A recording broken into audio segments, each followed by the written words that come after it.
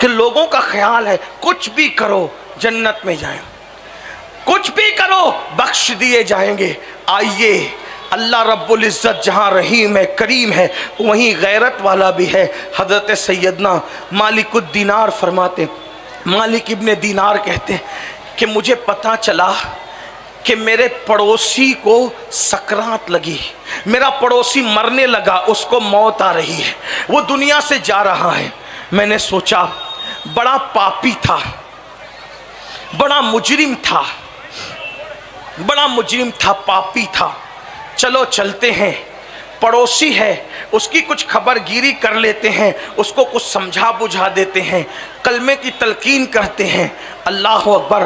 حضرت مالک الدینار گئے تو جانے کے بعد مالک ابن دینار فرماتے ہیں اس کے سینے سے گرم گرم سانسیں نکل رہی تھی، مطلب یہ تھا کہ اب یہ بہت دنوں تک زندہ نہیں رہے گا۔ تو میں نے اس کو کہا کیا حال ہے؟ اس نے رو کر کے کہا اے مالک، اللہ نے جب جب مجھے صحت دی، تندرستی دی، میں نے اللہ کی نافرمانی کی، میں نے گناہ کیا، میں نے جرائم کیے، اے مالک اب میں دنیا سے جا رہا ہوں۔ تو حضرت مالک ابن دینار کہتے ہیں میں نے اس کو کہا توبہ کر لے، توبہ کا دروازہ کھلا ہے، توبہ کر لے۔ غور سے سننا، اللہ اکبر، توبہ کر لے، توبہ کا دروازہ کھلا ہے۔ حضرت مالک ابن دینار کہتے ہیں اس نے فوراً کہا استغفر اللہ، استغفر اللہ، اللہ مجھے معاف کر دے، میں تیری بارگاہ میں توبہ کرتا ہوں۔ اس کے گھر کے کونے سے آواز آئی بندے اب بس بھی کر، جب جب ہم نے تجھے مہلت دی تو نے دھوکہ دیا۔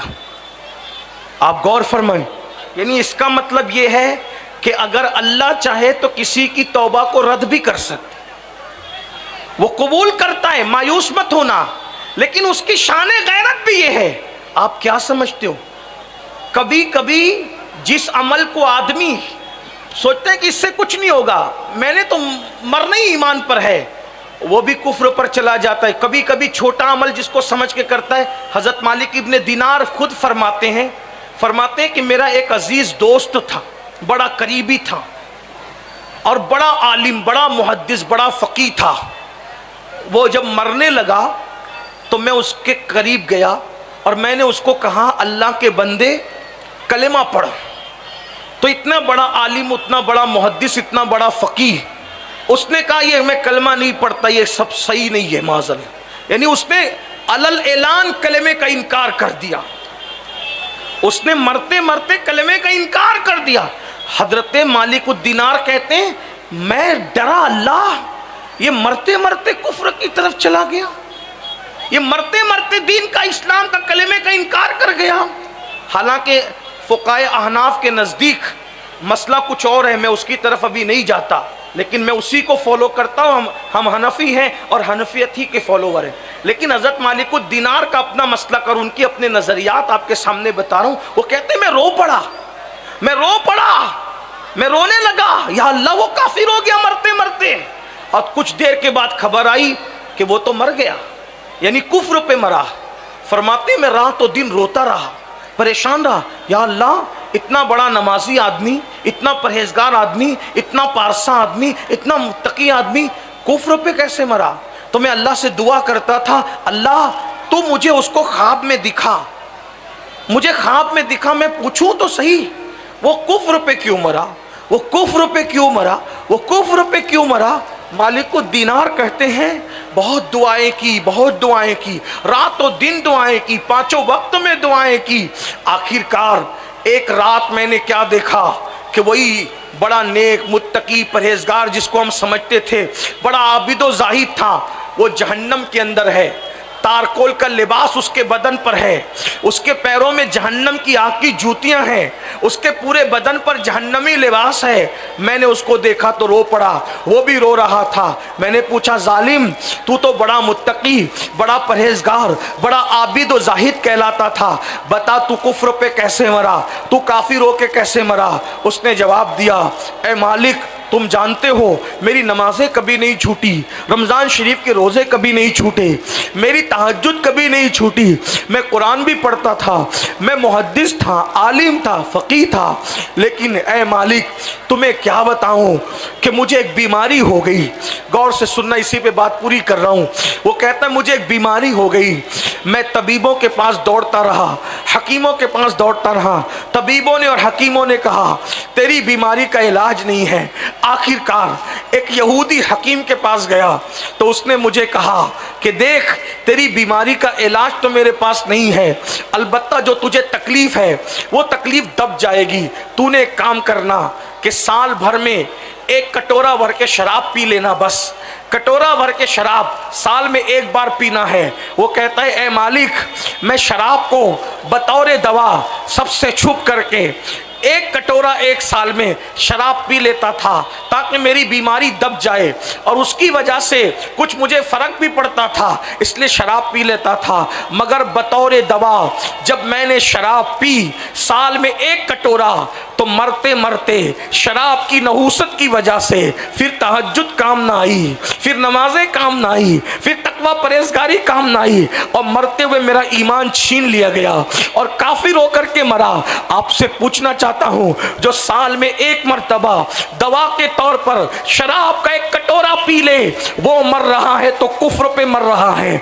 ऐ मेरी कौम के जवानों, जो शादियों में भी शराब पी रहे हैं, जो खुशियों में भी शराब पी रहे हैं, जो मैयतों का गम भुलाने के लिए शराब पी रहे हैं, जो मोहब्बत में धोखा खा के किसी के दुख को दर्द को भुलाने के लिए शराब पी रहे हैं, जो बच्चों के खतना और पैदाइश की खुशी में भी शराब की पार्टियां रख रहे हैं, बताओ जब इतना मुत्तकी परहेजगार तहज्जुद गुजार शराब का एक कटोरा बतौर दवा पीता है तो वो कुफ्र पे मर रहा है, उनका अंजाम क्या होगा।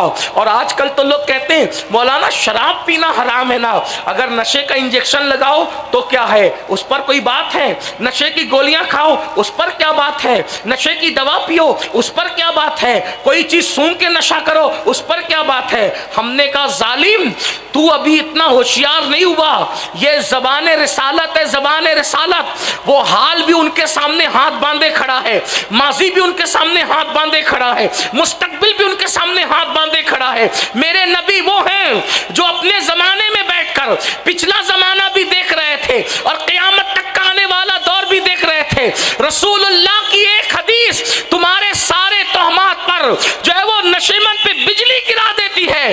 आका फरमाते हैं कुल्लो मुस्किरिन हराम, जिससे नशा हो सब हराम, जिससे नशा। अब इंजेक्शन लाओ या क़यामत से पहले और पता नहीं तरक्की करके लोग क्या जाएंगे क्या करेंगे। हुजूर अलैहिस्सलाम के एक जुमले ने क़यामत तक के लिए सबको समेट लिया। कुल्लू मुस्किरिन हराम, हर नशावर चीज हराम है, और जिसको अल्लाह के रसूल ने हराम कह दिया उसको कोई हलाल नहीं कर सकता। मौत के वक्त जबान पे कलेमा नहीं आएगा। और अल्लाह के रसूल अलैहिस्सलाम फरमाते जिसने नशा किया और तौबा से पहले मर गया, जब वो क़यामत के दिन उठेगा या तो उसकी शक्ल सूअर की तरह होगी या तो उसकी शक्ल बंदर की तरह होगी। इसलिए मुसलमानों, आखिरत पे यकीन है तो आखिरत की तैयारी करो, नेक अमल करो। हाँ, अल्लाह की शान ये है, अगर वो नाराज़ रहता है तो फिर तहज्जुद पढ़ने वालों को भी कुफ्र पे मारता है, और अगर वो करम फरमा दे तो कुत्ते को पानी पिलाने पे भी जन्नत मिल जाती है, रास्ते से तकलीफ देने वाली चीज़ हटाने पे भी जन्नत मिल जाती है, किसी को देख के मुस्कुराने से भी जन्नत मिल जाती है, हसन बसरी के हाथ चूमने पर भी जन्नत मिल जाती है, बायजीद बुस्तामी को देखने पे भी जन्नत मिल जाती है, किसी आलिम के नाम पे नाम रखने की बुनियाद पे भी जन्नत मिल जाती है, अगर वो करम फरमा दे तो किसी चिड़िया को दाना खिलाने पे भी जन्नत मिल जाती है। तो फिर हमें क्या करना चाहिए? किसी छोटे गुनाह को छोटा समझकर करना नहीं चाहिए, इसलिए कि बड़े बड़े पहाड़ों से ठोकर नहीं लगती, छोटे पत्थरों ही से ठोकर लगा करती है।